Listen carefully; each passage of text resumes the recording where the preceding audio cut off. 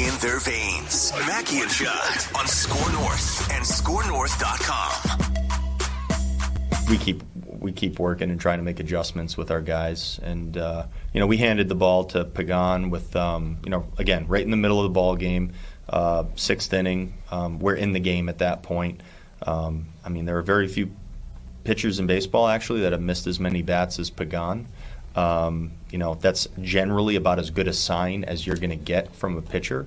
The damage that he's given up is, it's been there. It's real, and there are still adjustments to make, but I think we really have something to work with as we go forward. I think Judd's about to blow a gasket here on this Feedback Friday edition of Mackie and Judd. You can always send us feedback through the Score North app. There's a feedback tab. Hit us up in the comment section on the YouTube channel, Score North and Purple Daily. So I'm gonna start with Brendan Gould via the Score North app, and then the floor will be yours, Judd. Okay. So again, yesterday, Pagan just did not perform very well in that game. Brendan Gould via the Score North app says, please explain why we are running Pagan out in a tied game. In fact, explain why are we running out Pagan, period. There's no point to go all in at the trade deadline to pitch our best against the worst team in baseball and then the worst against one of the best teams in baseball. Love the trades they made. Now time to show you want to win every day. So this is a very interesting discussion, I think, that we all can take part in, because that comment from Brandon seems spot on. Yes, common sense says, what are you doing here? But Rocco's quote, so I choose to look at what Rocco says now, and I know we all want to, and look, he is responsible. I'm not absolving him, okay? But I choose to listen to Rocco through the context of it is almost like he has people speaking through him too. So when Rocco talks about missing bats, Rocco don't get home and decide Rocco saw a missed bat, so I'm going to continue to pitch Pagan. He's talking to people above him as well, right, Phil? Who make these, who are all involved in the decision process. And this is where, and I'd actually like to hear, it drives me crazy, but I'd like to hear your thoughts, because you come from more of this background than I do, for when the line needs to be drawn from, hey, you know what? Statistically, the third time through does not make sense. Or in this case, he's missing bats, so therefore there must be something there. And if we continue to pitch him despite his struggles, it eventually is going to pay off. What drives me nuts is at some point in time, you have to look at what the truth is and say he might be missing bats, but when he doesn't, baseballs right now are still traveling around the Twin Cities in the air from last night. So yeah. Explain to me where that line should be drawn, because personally, I would have said, I don't care how many bats he misses, he's costing us too many games. It's a great question. So I take offense to the out-of-context statistical abuse that Rocco just delivered to the media there, where he says, hey, this guy who's getting rocked every other time he takes the mound, if you look at this one thing, you would know that that's a really good indicator that he actually is on the verge of a big turnaround. This one thing, look at his contact rate, basically. He misses a lot of bats, okay? So I want to present to you, and I don't know how many fans are going to remember this name who are watching us here on the Score North YouTube channel listening to Mackie and Judd, but I want to present to you pitcher A and pitcher B, okay? Okay. So pitcher A has I'm looking at Fangraphs here just so we can go apples to apples. Pitcher A, 72% of swings are contact. So I'll flip it around. He's getting swings and misses on just under 30% of swings, which, by the way, is pretty darn good. Yep. Pitcher B is getting swings and misses on around 25%, so around the same. Okay. Again, pretty good. Pitcher B is Sam Deduno. You remember him from 10 years ago? Son Sam, yeah, gas. That Especially dude back then. Was driving a... actually, you know what's funny? Hold on a second. No, it's just, I got it right the first time. Just because you miss bats doesn't mean that you're a lights-out pitcher or that you are all of a sudden ready to make a turnaround. Sam Deduno was driving a Ferrari to the ballpark, meaning the stuff that he is throwing over the plate on a nightly basis. Had no idea where it was going. He had nasty breaking stuff. His fastball was deceptive. He got a ton of swings and misses. And he was mostly a starting pitcher, I think, if I remember, for the Twins. Just because you have ridiculous stuff and you miss bats doesn't mean that you should be run out there in these close games against really good lineups. And so I think what the Twins are doing with Pagan is they're looking back at his time in Tampa, and I think Josh Kalk, I believe is his name. He's the pitching guru, analytics guru the Twins hired from the Rays like a year or two ago. Mm-hmm. And in 2019 with the Rays, I think Kalk was with the Rays then, and Emilio Pagan was, whether you want to look at analytics, eye test, or otherwise, was one of the better relievers in baseball that season.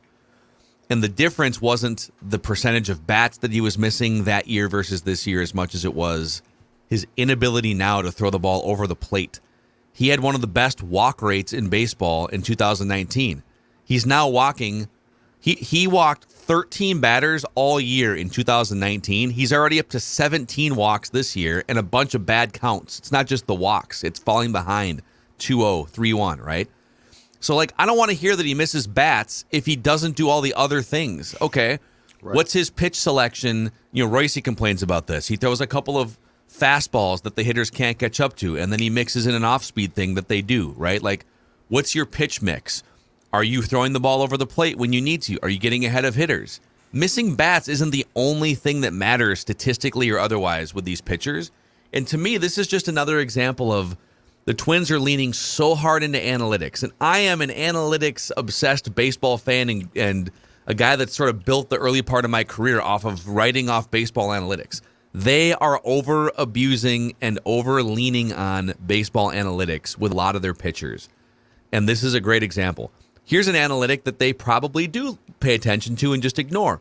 The last 2 seasons, Emilio Pagan has been worth -1 win above replacement, meaning he's been worth a win below a replacement level pitcher in San Diego last year and the Twins this year.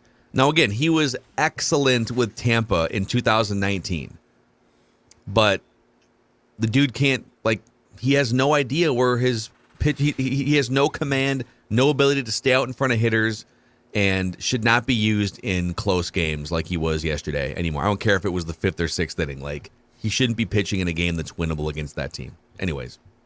I think the issue you run into, and I get it, it's a 1-0 game. You're going against probably the best lineup in baseball. I mean, Matt Olson hits 7th in that order. That's absurd. But when they threw out Fulmer and Lopez and Duran the day before, well, most likely those 3 guys are probably not going to be available for the next day in the regular season. So the guys like Pagan and Duffey are going to have to, unfortunately, get work, and most likely in high leverage situations, because as much as I do love Sonny Gray, the dude walks the plank and throws full counts almost to every single hitter. So when he's at 96 through 5, I actually understood why they pulled him.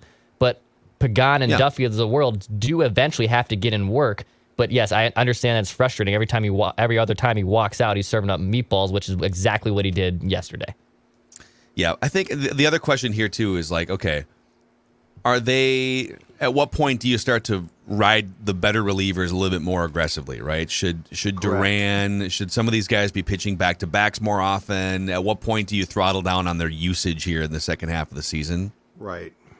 And Fulmer, by the way, got up last night and then sat down. Yeah. So he was up and throwing. The other thing I don't get, though, is how does so at 2 o'clock when you're discussing this whole thing and the strategy starting with Gray last night, I guess this is what confuses me. How is any part of that discussion that the pathway, the gateway to victory following Gray is now going to be potentially Pagan, Duffey, you're going down a path that the Blue Jays knock the snot out of the baseball. That's known. So I'm a little bit confused as to why you translated the potential use of relievers to the exact same guys that you made trade so you wouldn't have to use them as much. That's what confuses me a bit. Well, it's almost like they did a line change, right? 2 days Right. ago against the Tigers, it was But this all is right. the fourth- Let's use the A lineup of relievers. the first and then, line. And couldn't you make a case? We're talking about like leverage situations. Now, I don't think they did it wrong against the Tigers.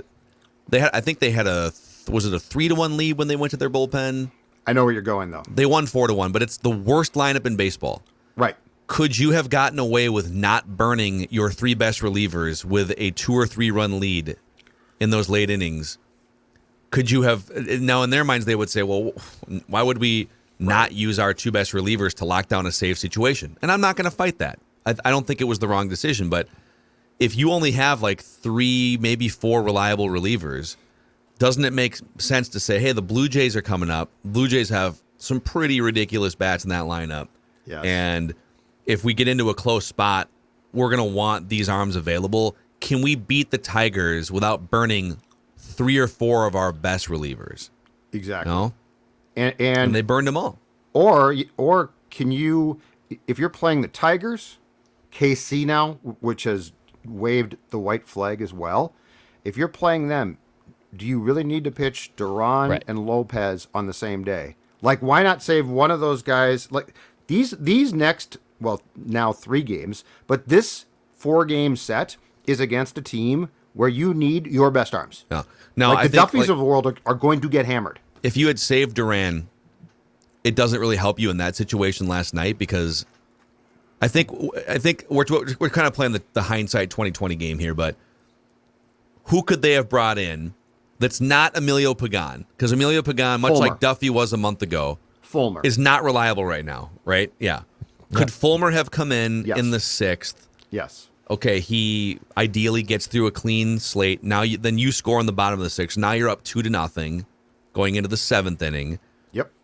And I'd have to go see like what part of the lineup was coming up. But maybe was that the Vlad? No, that was the Vladdy hit 8th is when bottom in Vladdy the went. 8th. Yeah. So, but again, it's like, does Pagan need to be with as much as he's struggling, the first guy out of the gate there? And Rocco's saying what he's basically saying in that quote is, well, we brought him in the 5th, in the 6th inning. It wasn't like a late inning. Yeah, but it's a 1-run game Exactly. against And- a really good lineup. It's not a time for him to get right. It's a time for him to probably sit and watch somebody else come in. Now, it's also possible that the other people they would have brought in were just going to give up crooked numbers because the Twins don't have a great bullpen after the guys they traded for. Right, but here's the thing too, and it drives me crazy about this. Fulmer is not coming back. Okay, so the discussion right there has to be how much can we use him without burning him out completely, but we're not going to be concerned about his future. We're concerned about the right now. Like, it sounds bad, but I don't care. Aroldis Chapman was abused by the Cubs. It was genius. It was genius. Fulmer, to me, if I thought to myself, I don't think he's going to get hurt. I might be hurting him long term, but I think he can pitch a lot. I'm using him a lot. You've got a runway here, and then that's it. He takes off. He's gone. If he goes to the White Sox or something, and oh my God, his arm hurts, he breaks down. What do I care? He's not on my team anymore.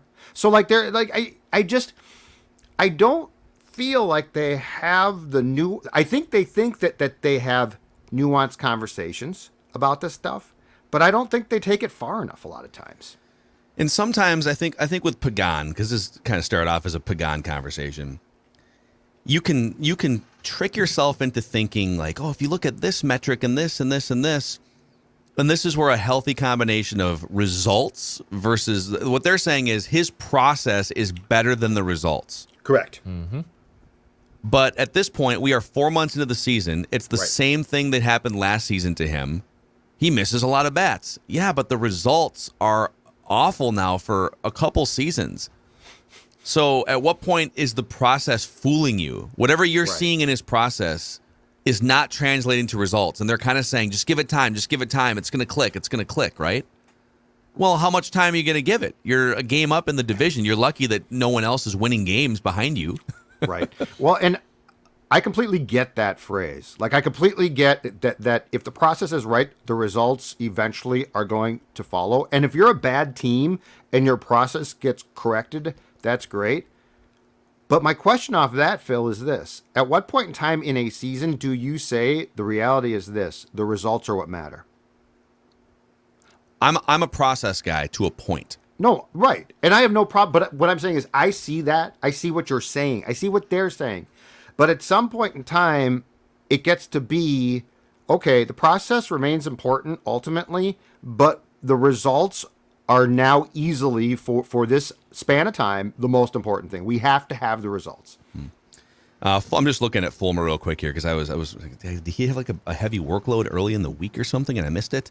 So he did not pitch on the 31st. He then pitched against the Twins on the 1st. Did not pitch on the 2nd. Then he pitched on the 3rd. And so he was very much available to come in. So that's another situation. It's like start with your best reliever. That's maybe there's a couple guys you want to save for late, but then who's your next best available reliever? And just extend the game. When you bring Pagan in, it's kind of a white flag right now. He's just not reliable at all whatsoever. Agreed. On Duran, I'm not saying you would have brought him in the 6th inning, so I'm not going there.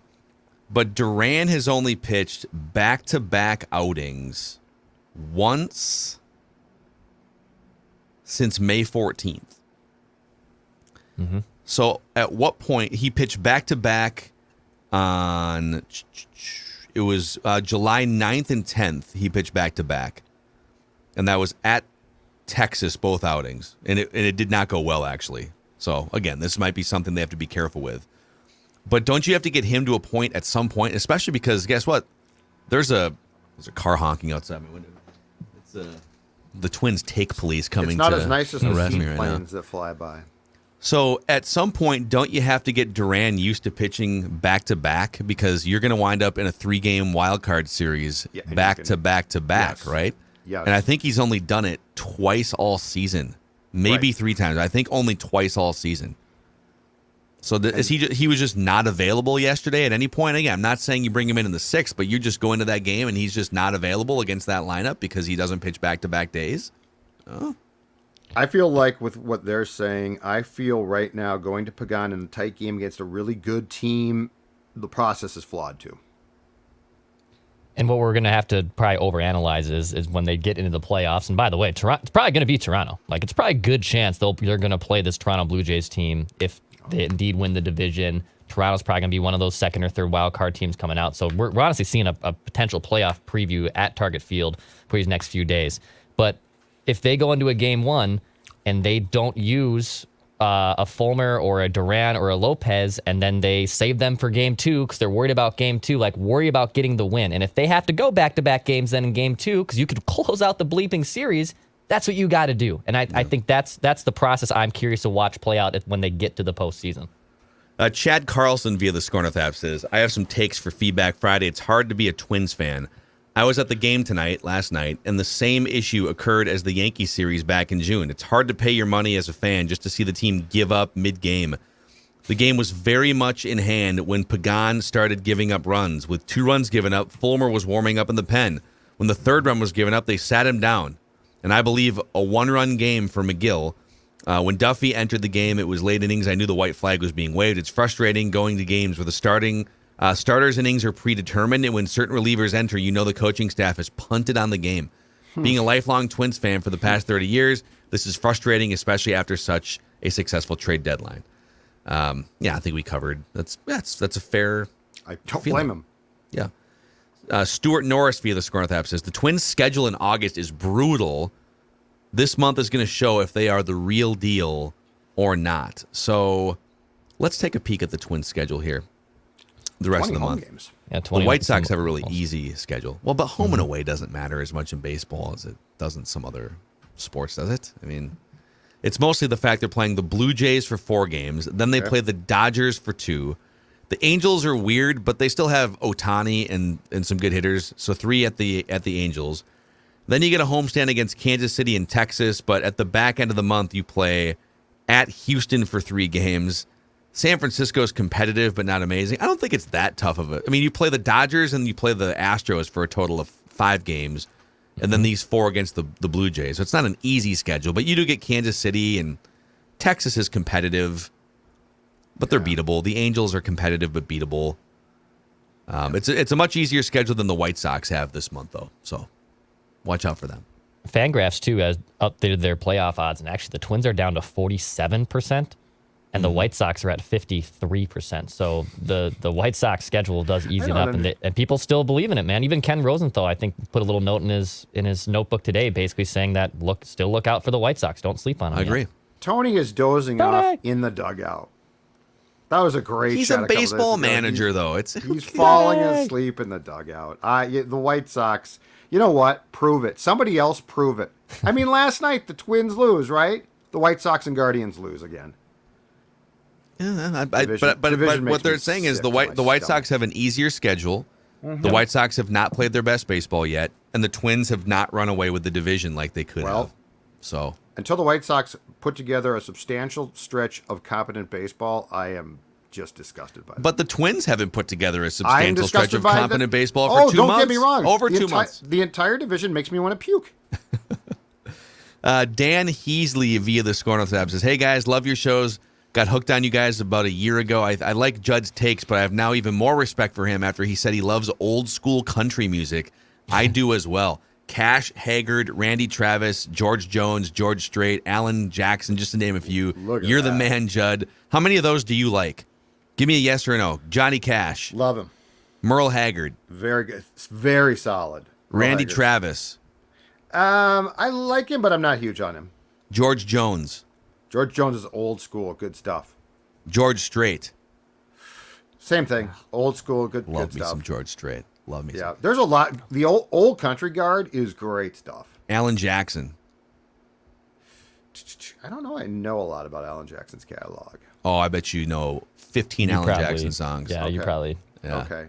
And I will say this: if you want pop country rock, the old school guys are the greatest. When the Byrds had their phase of transitioning to country with like Graham Parsons, absolutely fantastic. You can keep your Greg Swindell or Cole. Larry Swindell. It's Cole. Whatever the Swindell. hell his name is. Give me the late Graham Parsons. Give me the Byrds. Give me that type. That is the great country pop I know. What about Livia? Are you in on Livia? 100%. 100%. And do you know I beat because they helped me lose 40 pounds. Been talking about this for months, but here's the best part. I didn't only lose the weight, I am now keeping that weight off. Look at this chiseled face. Look at this chiseled face right now. You know why? That's because for the first time in a long time, in fact, probably the first time in my life that I've gone on a weight loss program, a weight loss plan, I've actually been able to maintain and keep the weight off. Dawn joined me. She said, Judd, you've lost so much weight. What can I do? I said, you've got to join. She's down 12 plus pounds now. The Zolgad household, thanks to our friends, are down 50 plus pounds. And now I want you to join the Livia Simple Start Plan, only $59. One-on-one personalized and guided support online or in person, whichever you choose. So whichever is more convenient for you, 855-GO-LIVIA, livia.com, LIVEA.com. It's not a diet plan. It's a weight control plan. Lose the weight. Keep it off. Livia.com. A shout out to our friends at Equity Partners. So they believe the house selling process should be 100% hassle free. And when you partner with Equity Partners, you get to tap into their WeHab program, which is all about maximizing the value of your home through either simple fixes to total remodels. They will fix up your home before you put it on the market, and they will allow you to put, with the partnership, offers in on your next home, non-contingent on the sale of your current home. No dealing with showings and all the hassle. They take all of this stuff off of your plate. Learn more at equitypartnersmn.com. That's equitypartnersmn.com. Also, 612-999-2244. 612-999-2244. One more here real quick on this Feedback Friday. I saw this come across Twitter. I think this is a screenshot you took of a YouTube comment from Mo B's 38-yard chip shot on the golf course. That would be true. Oh, yeah, Declan sucks at golf, too. What a fool. What? Great chirp. It's a great chirp. What happened there? People just taking shots at Declan's golf game. All right. We were talking about Greg Joseph, on a Purple Daily, I think, episode. a few days ago, and I said, well, when he was supposed to make that chip shot, the 38-yard chip shot, which he's saying a 38-yarder is not a chip shot, which I guess it's not a chip shot, but it's a makeable field goal. It's a very makeable field goal. And by the way, anything under 40 is a chip shot in the NFL. And can I just say about my own golf game, which I know is not great. All right, like I've only broken 100, I think, twice this entire season. My chipping inside 50 to 75 yards is the best part of my game. Okay, so if we're gonna slam me there, there's numerous areas for you to slam me in my golf game. The chipping is actually not. I've even gotten props from my friends saying like, "Holy crap, you're actually getting really good at that." So that part's fine. That part's fine. That's right. Declan's friend thinks he's pretty good at chipping, so you back off, good job, guy. Declan. Yeah, Mobus. Wow. Guy. I didn't expect a retort there. All right, there's your Feedback Friday here. Also, we have an action movie rewind Con Air coming your way this weekend on Mackie and Judd and the Score North YouTube channel. 1997 was a big year for action movies. I think this is the third one we've done from 1997, the reboot. Put the bunny down. Put the bunny back in the box.